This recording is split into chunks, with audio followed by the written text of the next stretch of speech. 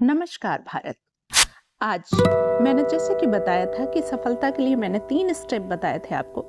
सबसे पहले हमको जानना है कि हमको कौन-सा काम सबसे ज़्यादा पसंद है, उसके बाद उसमें विशेषज्ञता हासिल करना, साथ ही सफलता के साथ मानवीय कल्याण करना, ये हमारी सफलता के मार्गदर्शक होते हैं।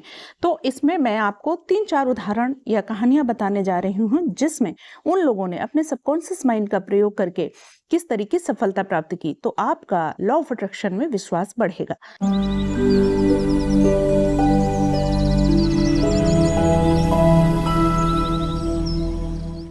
सफलता की एक कहानी जो पहली है, इसमें एक अभिनेता था जो पढ़ा लिखा बहुत कम था। एक लड़का था, गांव में गाय बकरी चराता था और वो हमेशा एक हीरो बनना चाहता था, जिसके लिए वो हमेशा अपने सपने देखता था।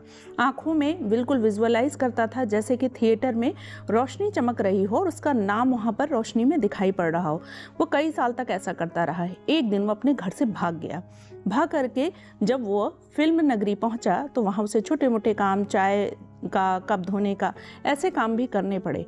लेकिन एक समय ऐसा आता है कि जब वह थिएटर में अपने नाम को रोशन होते हुए देखता है तो पता चलता है कि वो जो सोच रहा था वो उसके सबकॉन्शियस माइंड में इस हद तक बैठ गया था कि उसको वह अवसर मिला। इसी प्रकार एक फार्मासिस्ट था जो कि $40 पर मंथ कमाता था और बहुत ही मुश्किल से गुजारा करता था। एक दिन उसके मित्र ने कहा कि क्या तुम्हारा कैसे काम चलता है? तो उसने बताया, उसने कहा 25 साल बाद जब मैं रिटायर हो जाऊंगा तो थोड़ी बहुत बस पेंशन मिलेगी और इसी तरह से गुजारा हो रहा है, बच्चों का भी ढंग से गुजारा नहीं कर पा रहा हूँ।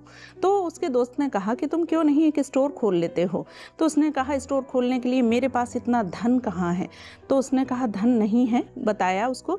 तो उसने फिर उसी तरह सोचना शुरू किया और ऐसे सोचा कि जैसे उसके पास वास्तव में वह स्टोर है। वो अपने कल्पना में अपने स्टोर को देखना शुरू कर दिया, जैसे वो बोतलों को व्यवस्थित कर रहा है, क्लर्क ग्राहकों से बात कर रहे हैं, उन्हें देख रहे हैं, और वह एक मोटे बैंक बैलेंस को देखता था अपनी कल्पना में।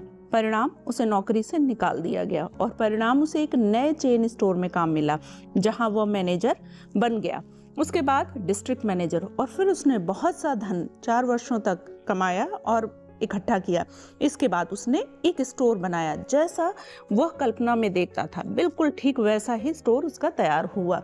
इसी तरह एक स्टूडेंट की कहानी है जो पढ़ने में बहुत कम याद रख पाता था। उसके टीचर ने देखा कि वह कुछ नाराज सा रहता है अपने मित्रों से, अपने शिक्षकों के प्रति। तो उन्होंने उससे पूछा और उसके बाद उसको एक सलाह दी। कहा कि तुम जब सोने जाओ तो अपने सबकॉन्शियस माइंड से कहो कि मेरा सबकॉन्शियस माइंड यादों का भंडार है। मैं जो कुछ भी पढ़ता हूँ, अपने अध्यापकों से सुनता हूँ, वह मेरी याददाश्त में बना रहता है। मेरे अवचेतन मस्तिष्क की अनंत बुद्धिमत्ता लगातार वे सभी जानकारियाँ जिनकी मुझे परीक्षा में आवश्यकता है, चाहे वह लिखित हो या मौखिक, सब कुछ मुझे बताती रहती हैं। मैं अपने सभी अध्यापकों और साथी छात्रों के बीच प्यार और सद्भावना रखता हूँ।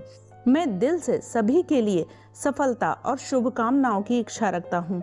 अब यह युवा ए ग्रेड से पास होने लगा। ठीक ऐसे ही आप कुछ भी खरीदने और बेचने के लिए भी देख सकते हैं, उसमें सफलता प्राप्त कर सकते हैं। जैसे कि मान लीजिए आपको कोई घर खरीदना है तो आपका चेतन मन जो होता है, कॉन्शियस माइंड जिसको कहते हैं, वो स्टार्टर का काम करता है और सबकॉन्शियस माइंड जो होता है वो मोटर का काम करता है।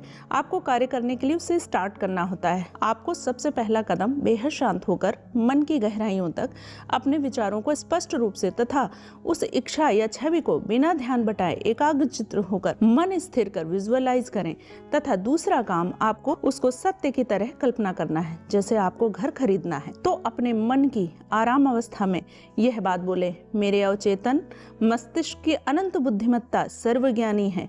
यह मुझे बताती है कि आदर्श घर बीचों बीच और एक खूबसूरत माहौल में है और मेरी जरूरतों को पूरा करता है और मेरी इनकम के अनुकूल है। और इस तरह से याचना को अपने अवचेतन मस्तिष्क को देता हूँ। मैं अपनी इस प्रार्थना को अवचेतन मस्तिष्क को देता हूँ।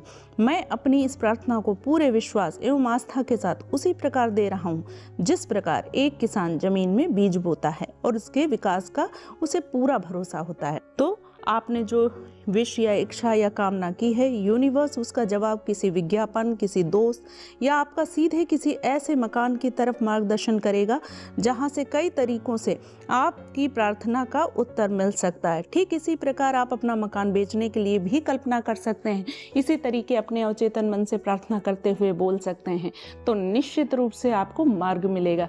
तो फ्रेंड्स, आपने देखा हमारे अवचेतन मस्तिष्क की शक्ति को कितना पावरफुल होती है। यानी जब हम उसको सही मानते हुए पूरी फीलिंग और इमोशन के साथ कल्पना करते हैं, विजुअलाइज करते हैं, तो उसका परिणाम बहुत ही सकारात्मक होता है। तो हमेशा पॉजिटिव रहिए, खुश रहिए और मेरे साथ जुड़े रहने के लिए इस चैनल को लाइक, सब्सक्राइब भी कीजिए। नेक्स्ट वीडियो में थैंक यू। नमस्कार भारत।